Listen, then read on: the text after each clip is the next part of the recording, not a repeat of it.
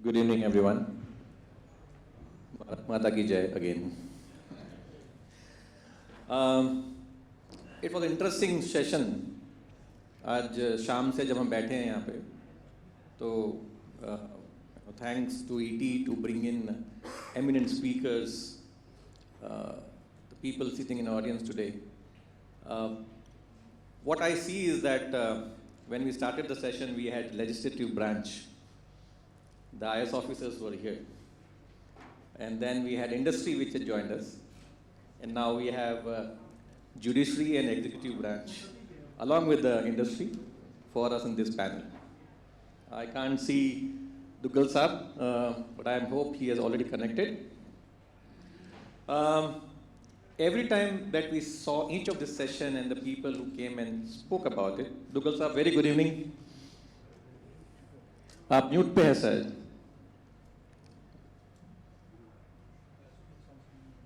Good evening. I hope you can hear me. Yes, we can hear you very well. Thank you. Good evening. बहुत अच्छा लगा आपसे बात करके. Thank you. दो चीज़ हमने मल्टीपल बार सुनी आज अभी in last 2-3 hours. One is digital. Multiple times we heard that, and we heard technology multiple times. And I think we all are living in that world where I don't think in this entire room we'll have a single person who would not have a smartphone. Very interesting topic that we're going to cover today, and we have a fantastic eminent speakers here. त्रिवेणी साहब के बारे में शायद कुछ कम बोला अभी, बताया नहीं गया, पर उनके बारे में अगर आप पढ़ेंगे तो he has one of the longest history of being in police and specifically in cyber domain.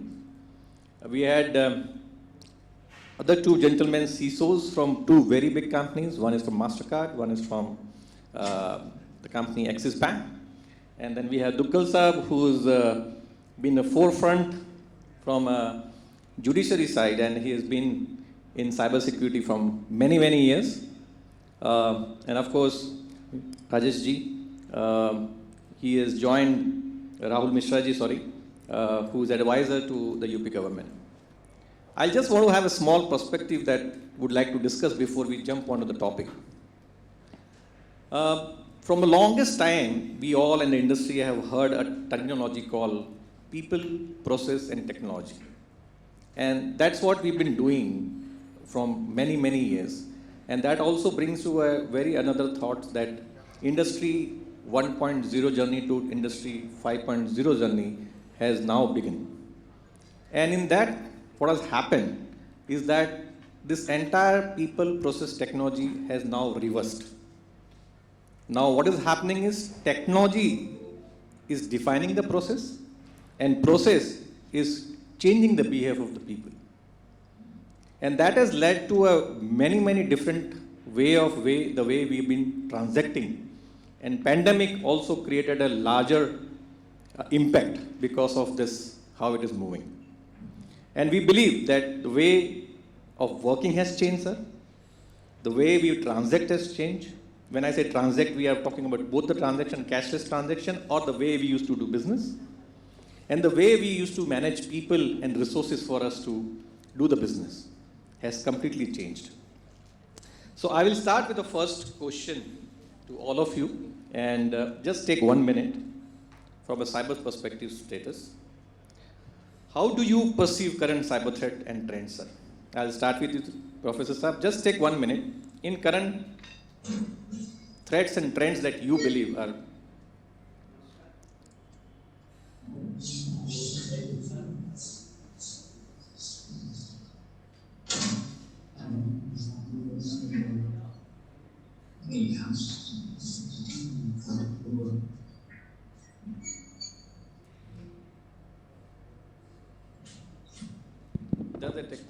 take the other one. Hello Yeah. जी नमस्कार। जो आपका सवाल है कि साइबर सिक्योरिटी थ्रेट के बारे में, तो मैं एक एग्जांपल 1-2 मिनट ज़्यादा ले सकता हूँ? एक ले लीजिए, बिल्कुल सर, आपके लिए पूरा फ्लोर ही आपका है सर। इसमें जो साइबर क्राइम जो हो रहा है वो इतना कॉम्प्लिकेटेड, इतना सोफिस्टिकेटेड साइबर क्राइम हो रहा है कि जो आपने बताया PPT, पीपल प्रोसेस टेक्नोलॉजी, तो हमारा क्या है, हमारा अप्रोच ये है कि हम टेक्नोलॉजी पे फोकस कर रहे हैं। हम प्रोसेस पे फोकस नहीं कर रहे हैं और पीपल पे भी, ना तो कैपेसिटी बिल्डिंग ना अवेयरनेस। प्रोसेस को हम डिजाइन कर रहे हैं, वो भी गलत तरीके से डिजाइन कर रहे हैं। टेक्नोलॉजी अपने आप में कंप्लीट नहीं है, आप जान भी रहे हैं। साइबर सिक्योरिटी के लिए पीपीटी पे फोकस करना चाहिए। एक छोटा सा अगर आप कहें तो एक एग्जांपल मैं दे रहा हूँ, क्राइम का तो सही रहेगा, उसके बाद में हम लोग बात करेंगे। देखिए एक क्राइम हो रहा है जिसमें अभी तक हम लोग 3-4 महीने से उस पर काम कर रहे हैं। 2.5 लाख रुपये का एक मैसेज एक लड़की के फ़ोन पे आया, सिर्फ 2.5 लाख रुपया उसका गया। जब इस केस को हमने इन्वेस्टिगेट किया तो पिछले लास्ट 3 मंथ्स में 4200 करोड़ रुपीज़ का, इस 4200 करोड़ का ये स्कैम आया सामने। अभी ये बढ़ेगा और सबसे इंटरेस्टिंग चीज़ ये है कि उसका 80% पैसा चाइना से, और उससे भी ज़्यादा इंटरेस्टिंग ये पार्ट है कि चाइनीज ऑपरेट कर रहा है। SMS आपके नंबर पे डिलीवर हो रहा है। SMS का जो हेडर है वो इंडियन है, एक आदमी जो रिक्शा चलाता है। जो टेम्पलेट है वो आपके TCS और विप्रो और बड़ी बड़ी कंपनियों के नाम, पार्ट टाइम जॉब और इंस्टेंट लोन के नाम पे ये SMS आ रहे हैं। लेकिन क्या आप सोच सकते हैं कि इसका पूरा का पूरा ऑपरेशन चाइना, वियतनाम, फिलीपींस से हो रहा है? चाइना के लड़के क्या कर रहे हैं, 19-20 साल के लड़के, पूरा हम लोगों ने इसको ट्रैक किया है। वो चाइना के लड़के क्या कर रहे हैं कि AWS क्लाउड पे वर्चुअल मशीन यूज करके फिर वहाँ से क्राइम कर रहे हैं। वहाँ से कैसे क्राइम कर रहे हैं कि ये virtual payment address fintech company से कनेक्ट होकर के रेजर पे से हजारों वर्चुअल पेमेंट एड्रेस दे रहे हैं। वो पैसा एक नोडल अकाउंट ICICI बैंक में जा रहा है। ICICI बैंक का भी एक्सेस चाइना से हो रहा है। ICICI बैंक से पैसा जेब पे जो हमारा local crypto currency exchange platform है उस पर जा रहा है, क्योंकि वो सीधे बिनांस पे नहीं जा सकता इंटरनेशनल एक्सचेंज पे, तो एक लोकल एक्सचेंज को रखना पड़ेगा। लोकल एक्सचेंज से पैसा बिनांस में जा रहा है और बिनांस में मिक्सर यूज करके थाउजेंड्स ऑफ बिटकॉइन वॉलेट्स में पैसा जा रहा है। 4200 करोड़ रुपये है उसका। देखिए क्लाउड क्यों यूज कर रहा है AWS इंडिया का, कि जब भी क्लाउड पे वर्चुअल मशीन यूज करेगा तो जब IP हम मंगवाएंगे तो इंडिया का आएगा। देखिए कंफ्यूज कर दिया उसने।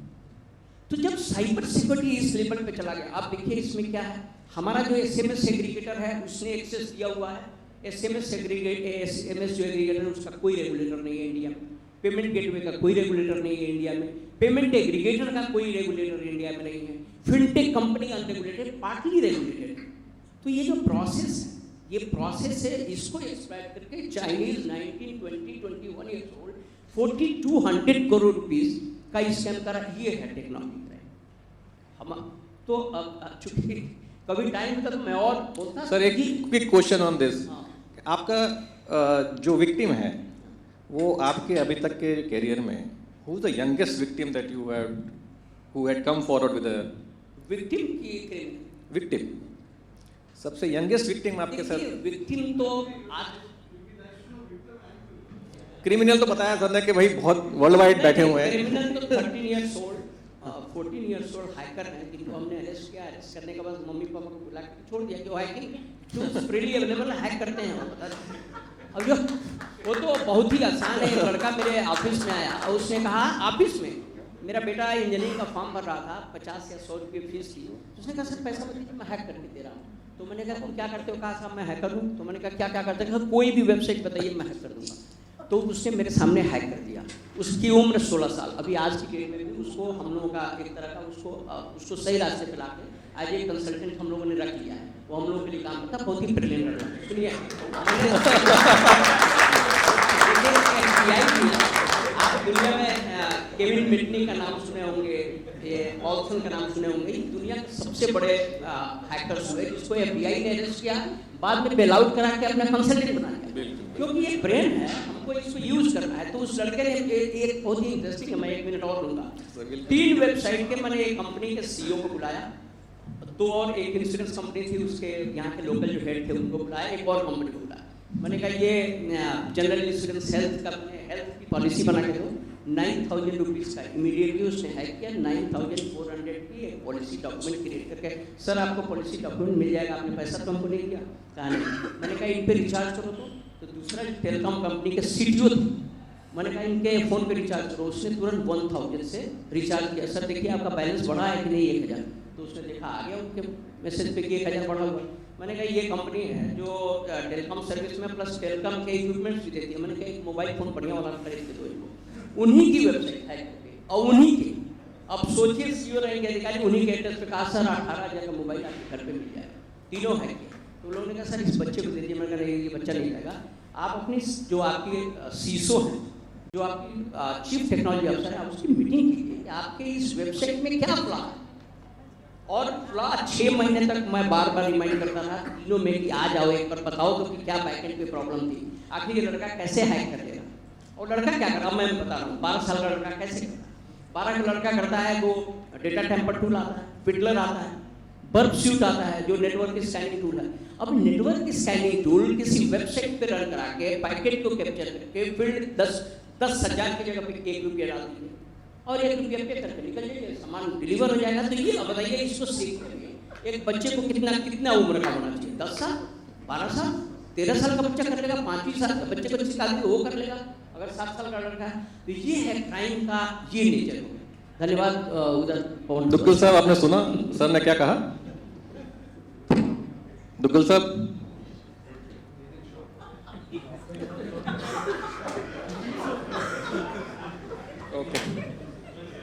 Okay, no worries. Rahul Mishra ji, आप कुछ कहेंगे? सर ने बहुत अच्छे से एम्फसाइज किया कि आज जो इश्यूज आ रहे हैं बेसिकली साइबर सिक्योरिटी में, अगर हम कॉर्पोरेट लेवल पे देखें तो बहुत सारे लूपहोल्स, जैसा अभी सर ने बताया, शॉपिंग कार्ट टैम्परिंग करके कोई भी बंदा अमाउंट चेंज करके टैम्पर करके इस तरह की एक्टिविटीज परफॉर्म की जा सकती हैं।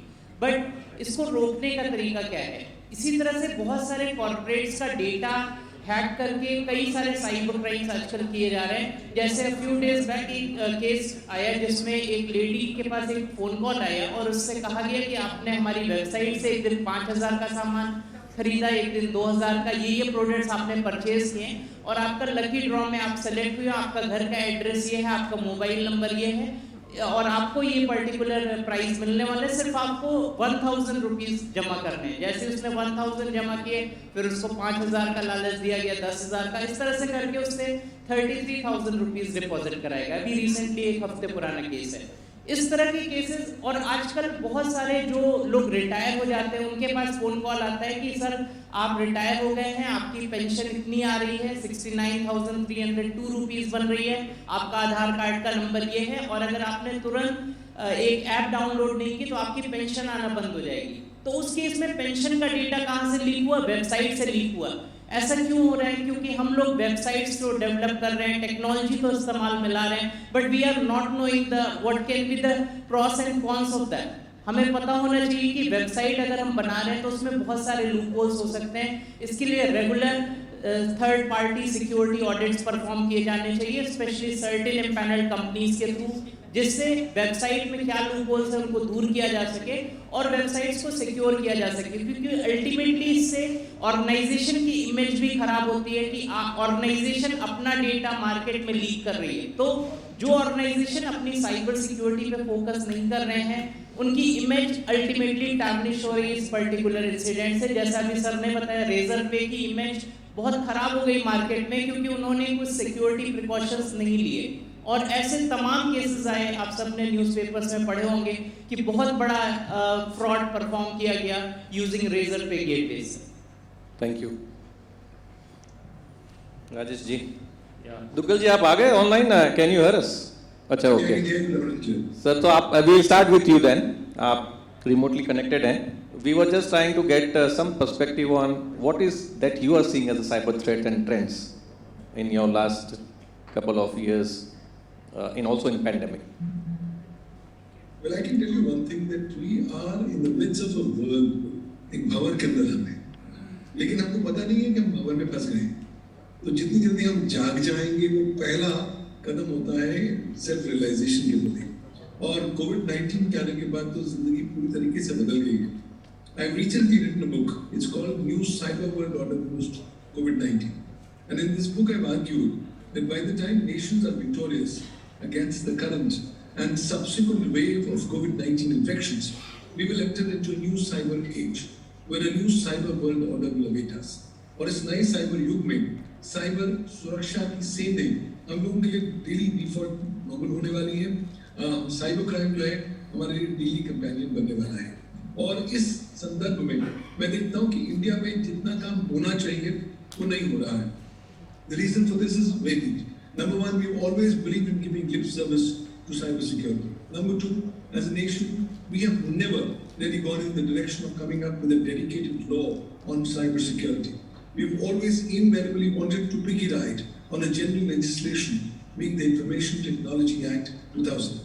लेकिन हमें स्मरण करना होगा कि भारत का जो सूचना प्रौद्योगिकी कानून है वो आज से 22 साल पुराना है और वो साइबर सुरक्षा संबंधी कानून नहीं है। हालांकि 2008 के संशोधनों में हम लोगों ने उसमें साइबर सुरक्षा की कुछ पहलू डाल दी। India did experiment with the National Cybersecurity Policy of 2013, but that experiment thoroughly failed because India really failed to implement the said policy, and that policy only remained a mere paper tiger. उम्मीद की जा रही थी कि जो IT rules आए हैं 2011 के, खासतौर पर information technology, reasonable security practices and procedures and sensitive personal data and information rules 2011, they will substantially go ahead and enhance the culture of cybersecurity. But we saw massive non-compliance. It was only now in 2021, with the information technology rules coming in, there's now a distinctive focus. क्योंकि कानून ने आपके सिर पर डंडा डाल दिया है। कानून ने रूल 7 IT रूल्स ने कह दिया कि साहब अगर आप reasonable security practices and procedures नहीं अपनाएंगे कोई बात नहीं, आपका जो सुरक्षा कवच कानून आपको देता है एज एन इंटरमीडिएट वो हम आपसे छीन लेंगे, and more significantly you will become liable for being punished for offences under the Information Technology Act 2000 and the Indian Penal Code. लेकिन जो cherry of the cake है वो 28 जून 2022 को आने वाली है. That's the day when the Information Technology Directions 2022 will start implementation. Now already सरकार ने इसे 28 अप्रैल से प्रकाशित कर रखा है और तमाम सारे लोगों को कहा है कि साहब अब आप साइबर सुरक्षा की रिपोर्टिंग करेंगे. रिपोर्टिंग नहीं करेंगे तो वो दंडनीय अपराध हो जाएगा. तो दंडनीय अपराध 28 जून ऑनवर्ड होने वाला है और मुझे लगता है कि जितना बड़ा जाल फैला दिया गया है अधिकांश लोग इसमें कहीं ना कहीं फंस सकते हैं. तो उम्मीद करते हैं कि शायद डंडे की भाषा से भारतवासी साइबर सुरक्षा के महत्व को समझें और साइबर सुरक्षा की जो प्रैक्टिसेस हैं उसको अपना लें. Otherwise we will always be struggling with challenges. We began to start seeing how the Jamtara model has converted itself into a cottage industrialization model.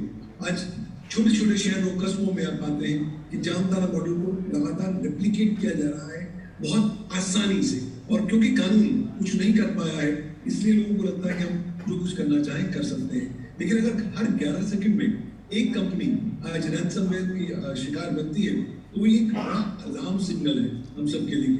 तो मुझे लगता है हम लिप सर्विस देना बंद करें, ठोस कदम उठाएं.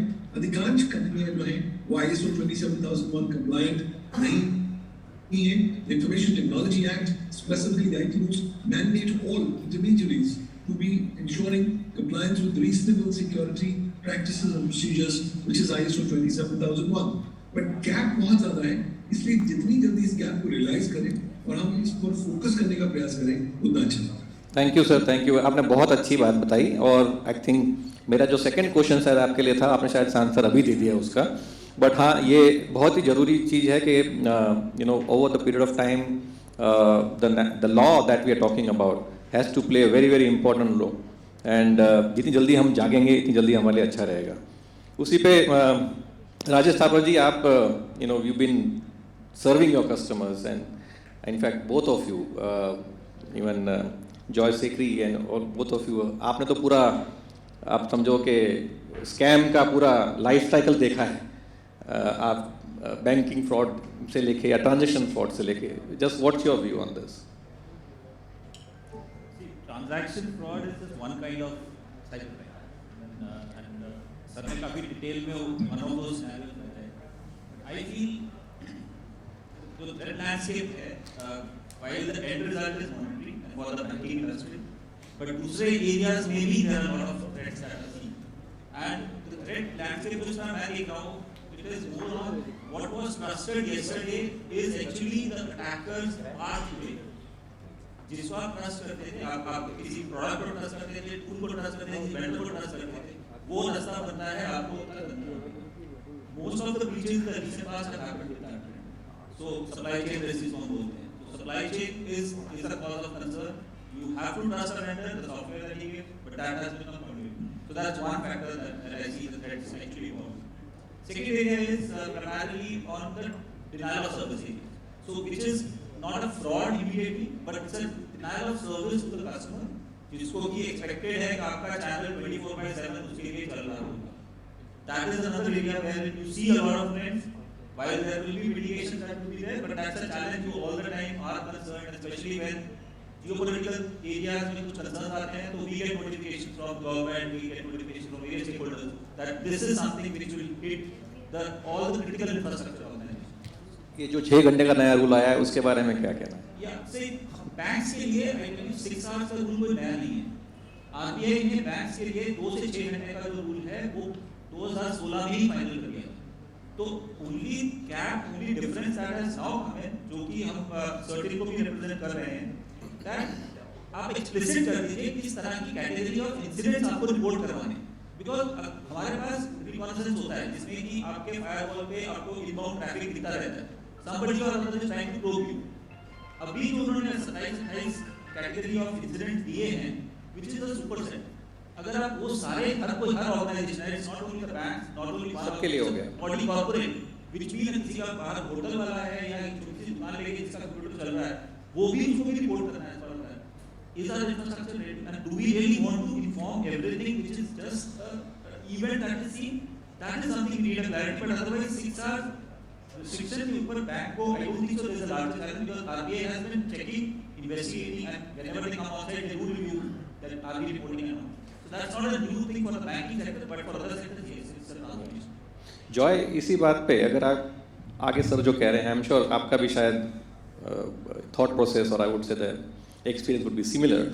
What do you think will be a value add from a CISO's perspective? Like अब इस compliance के आगे जो guidelines बनी हुई हैं, इनफैक्ट आप साइबर सुरक्षित भारत देखें या अगर पूरा हम guidelines देखें, IT पॉलिसी देखें, साइबर सिक्योरिटी पॉलिसीज देखें या गाइडलाइंस देखें या सर्ट ने डिफाइन किए पॉलिसीज देखें या NCIIPC ने डिफाइन की पॉलिसीज देखें, ये सब तो दायरे में आ गया. इसके आगे as a CISO what do you see that people should be doing? जैसे सर ने तो अभी एग्जाम्पल दे ही दिए हैं काफ़ी सारे, and I think every motive is finally money driven. Triveni ji, I think that is a fair statement, right? what do you believe that you should do more? चल रहा है. So good evening everyone, and आप बिल्कुल ठीक कह रहे हैं. Professor Triveni and all the co-panelists have given the key challenges very well. And the challenge here is that all of us have so many devices that we are using today, and there are billions of devices, right? And so much data which is there today. How do we protect that data? 80 crore Indians are there on cyberspace today, and this number will be 120 crore by 2026. And that's such a big challenge and leading to breaches because there are so many first-time digital users, like MSME enterprises that are there, but they are not prepared to tackle this eventuality.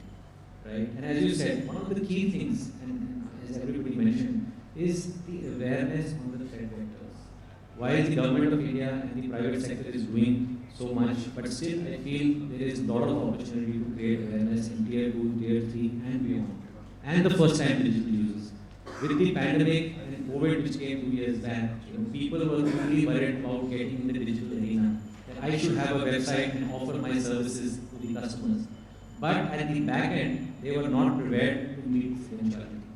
And hence I feel that new age technologies like artificial intelligence, machine learning and blockchain will definitely be on the agenda for every CISO in the company. And as Professor Triveni said, there are young people and hackers using the same technology, right, to overcome and increase cybercrime. I think so we need to be 5 steps ahead and see what challenges and how we can circumvent those challenges using this technology. The other thing is, I feel is that having a multi-security by design approach. Like for example in MasterCard, we are a payment technology company, we process billions of transactions every day, millions of merchants and thousands of banks. So the first key thing is before a transaction happens, I think, so we need to ensure whether the person who is making an attempt to come on a website and make a payment, is he a legitimate person or not. It is very important to identify, using techniques which are available today, that whether Joy Safely is Joy Safely the actual person who is making the payment or not. That's the first stage of security we need to develop. And we are, I think so, leveraging and seeing technology from the globe in spaces of passive biometrics, passive behavior, and global technologies that are there available, which are still not here, I think so, in this part of the world. We are trying to see how we can leverage those very quickly. And I think so some of the other panelists which speakers mentioned, is cloud security is again a very, very important aspect which will be. Okay Triveni ji, जब हमने अभी थोड़ी देर के बाद सोच रहे थे कि ये सब कुछ motivated by the money, finally that's a thought. जब हम लास्ट 2-3 घंटे से बात कर रहे थे कि ई गवर्नेंस है, सिटीजन सेंट्रिक सर्विसेज हैं, we are using lot many applications, websites and deliver at home.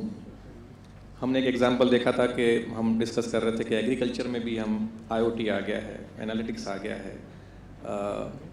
ऐसा कोई केस आपने देखा है जहाँ पे किसी ने पैसे के लिए नहीं बट कुछ चीज़ों को पॉइजन कर दिया, इन अ सेंस दैट कि आज अगर हम एक IoT डिवाइसेस पे डिपेंड करते हैं और वो कहता है कि ये क्रॉप अच्छा है, इस पे और हम फर्टिलाइज़र डालें, उस चीज़ को अगर पॉइजन कर दिया जाए तो आपका क्या व्यू है कि वो पॉइजन करने का मतलब ये है कि वो बताएगा कि अच्छी की जगह खराब हो गया है या खराब है तो अच्छा बता रहा है। Then how do we handle this kind of situation? This is no money here, it is destruction actually. देखिए, ये जो टेक्नोलॉजी के टूल्स हैं, ये हर आदमी अपने अपने मोटिव के लिए यूज़ कर रहा है। कोई एक्टिविस्ट है तो किसी मिशन को लेकर कर रहा है, कोई स्टेट एक्टर्स इन्वॉल्व हैं एक दूसरे स्टेट के अगेंस्ट में स्पाइंग के लिए, इंटेलिजेंस के लिए।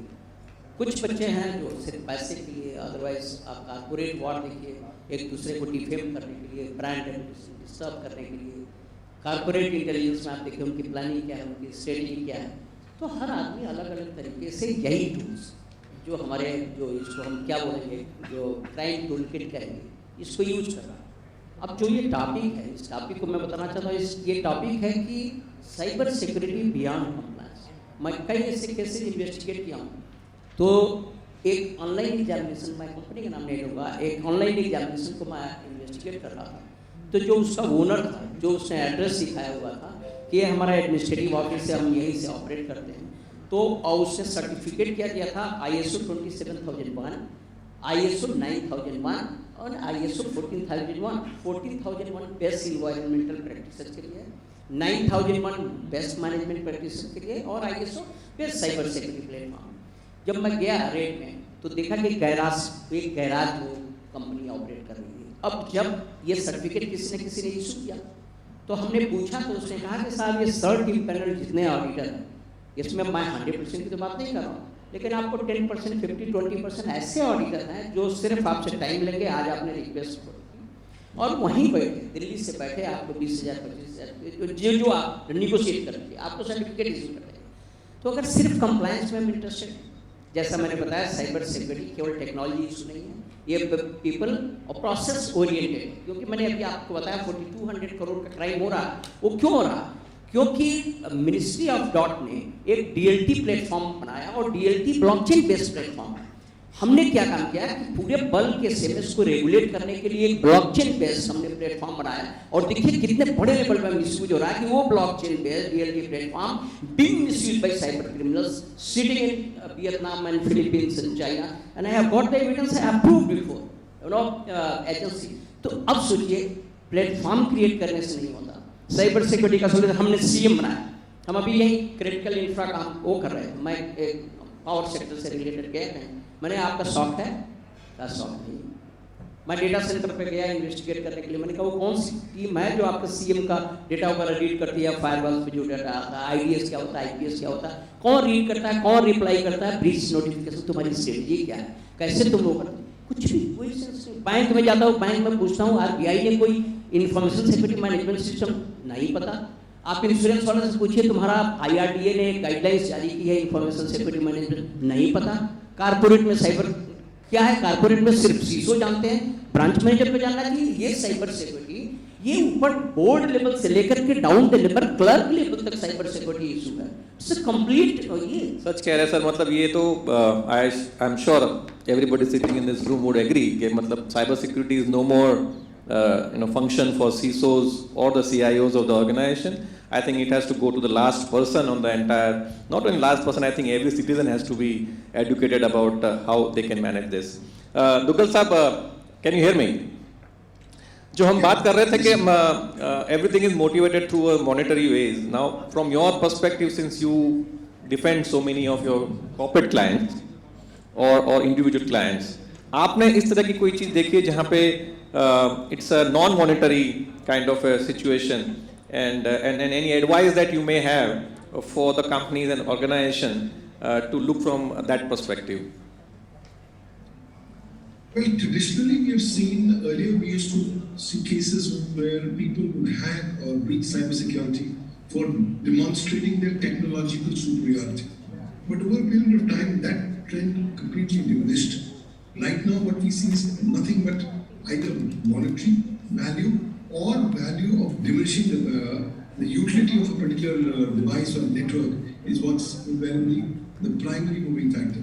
और बहुत सारे स्टेट और नॉन स्टेट एक्टर्स इसलिए आपकी साइबर सुरक्षा में सीधे डालते हैं ताकि कहीं ना कहीं आपके राष्ट्र की साइबर सुरक्षा, आपके राष्ट्र की साइबर सॉवरेनिटी, प्रभुता, अखंडता की सुरक्षा को भी नकारात्मक रूप से प्रभावित किया जाए.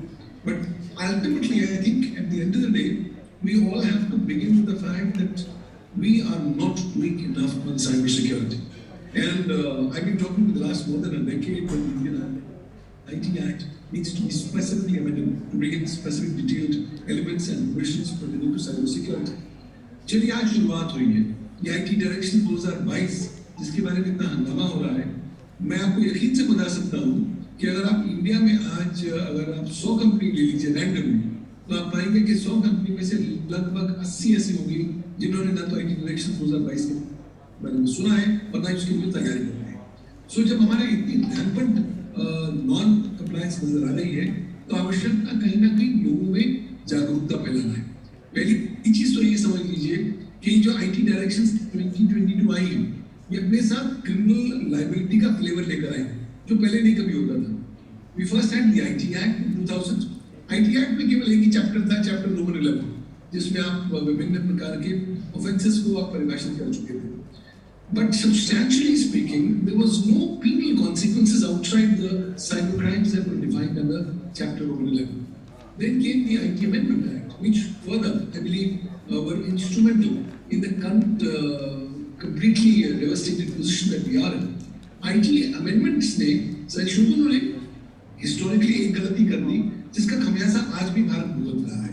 उन्होंने कहा कि साहब साइबर क्राइम बहुत स्पेशलाइज्ड क्राइम है तो आप बुद्धि एक्ट को छोड़ के तमाम सारे क्राइम को जमानत के अपराध बनाइए तो जमानत के अपराध बन गए. एक बार आप जमानत से बाहर आ जाए आप क्या करेंगे? अपने विरुद्ध जो इलेक्ट्रॉनिक एविडेंस है उसको आप डिस्ट्रॉय करेंगे और शांति से बैठ जाएंगे. And that's the reason why we saw that India started seeing a famine of cybercrime convictions in 2009 onwards. Right. Famine आज तक चल रहा है. Right, sir. But now, Dukal sir, now we are just short of time. Dukal sir, we are just short of time. Just want to have few more questions. Now, it also brings very important thought is capacity building, capability buildings. Any thoughts, sir, if you want to share? And in fact, India में or worldwide, there is anyway crunch of people in cyber. How do you see that we can build up capacity and capability both? And what are you, I think, dependent on as of now?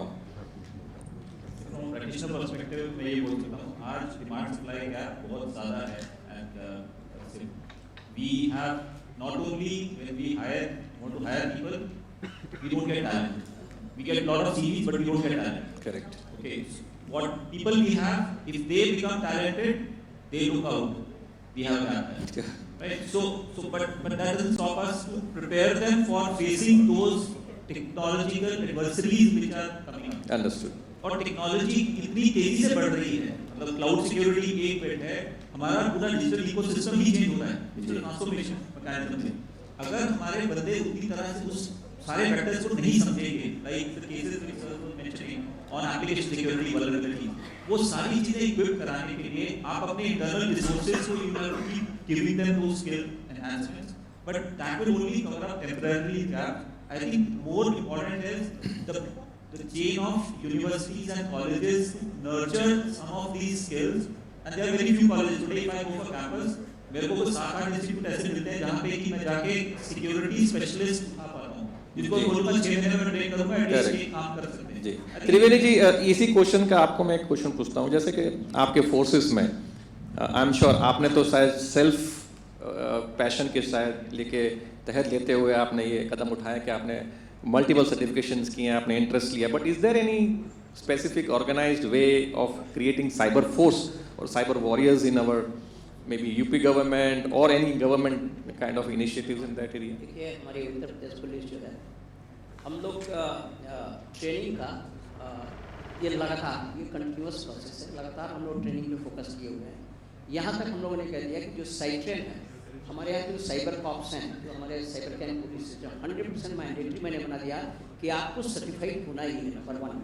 Number 2 हमने ये कहा, हमारा next phase ये है कि हमारे जितने भी डिस्ट्रिक्ट लेवल फोर्सेस सबको साइबर ट्रेनिंग दिया जाए।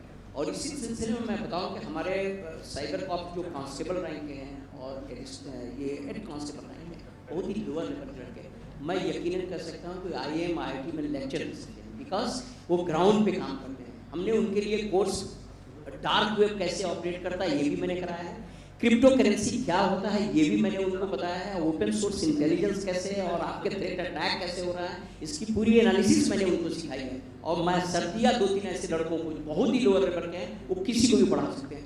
तो ये जो कैपेसिटी बिल्डिंग की एक्सरसाइज है, हमारे पुलिस डिपार्टमेंट में लगातार हमारे DG साहब का लगातार फोकस है और हम लोग करते हैं। बहुत अच्छी बात है। ये बहुत अच्छा इनिशिएटिव्स है सर। आई थिंक आपके जैसे सुपर कॉप और सुपर लॉयर बुड्डल साहब हमारे हैं, इनकी बहुत ज़रूरत है। Any questions that audience has for the eminent speakers, because we are much ahead of the time now, I just wanted to wrap it up. Any questions? Because ये topic बहुत बड़ा है, इसके लिए 30 मिनट शायद बहुत कम है। और अगर आप may if I have to summarise, जब तक एक सवाल है मैं आपको बताना चाहूँगा, हम लोगों ने कैपेसिटी बिल्डिंग में एक नया इनिशिएटिव शुरू किया है, उसका नाम है cyberlawuniversity.com। में हम साइबर लॉ, साइबर क्राइम और साइबर सुरक्षा की बहुत सारे कोर्सेज प्रोफेशनल्स को प्रोवाइड करते हैं। और पिछले 4 सालों में लगभग 27,500 प्रोफेशनल्स 172 कंट्रीज से ये कोर्सेज कर चुके हैं।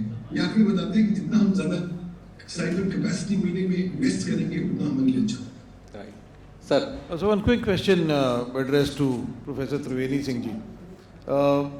आपने बताया वियतनाम, चाइना बहुत इंटरनेशनल लेवल पे ये सब साइबर क्राइम होते हैं। हम लोगों की जानकारी, मेरा नाम धनुष है, मैं टाइम्स ऑफ इंडिया का ब्रांच हेड हूँ।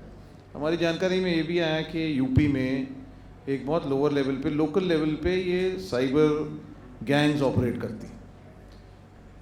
हमारी ऑर्गेनाइजेशन के कोई बहुत सीनियर आदमी थे, वो एक विक्टिम बने, हमने FIR दर्ज करी, सब करी, और पता चला कि ये यूपी और राजस्थान के बॉर्डर पे ऑपरेट कर रहे हैं लोग। और जब उनको पता चलता है कि इस तरफ कोई दबिश बन रही है या कोई FIR हो रहा है, तो they cross over into another state.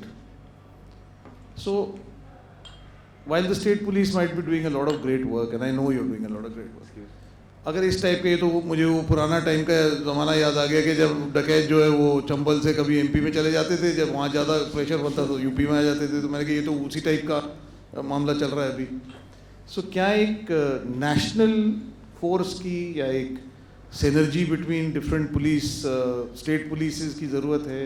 एक उस टाइप का स्ट्रक्चर चाहिए, वरना ये तो वही वो चंबल डाकू वाली बात होती रहेगी कि मध्य प्रदेश चले गए, जब वहाँ से दबिश बनी तो यहाँ आ गए।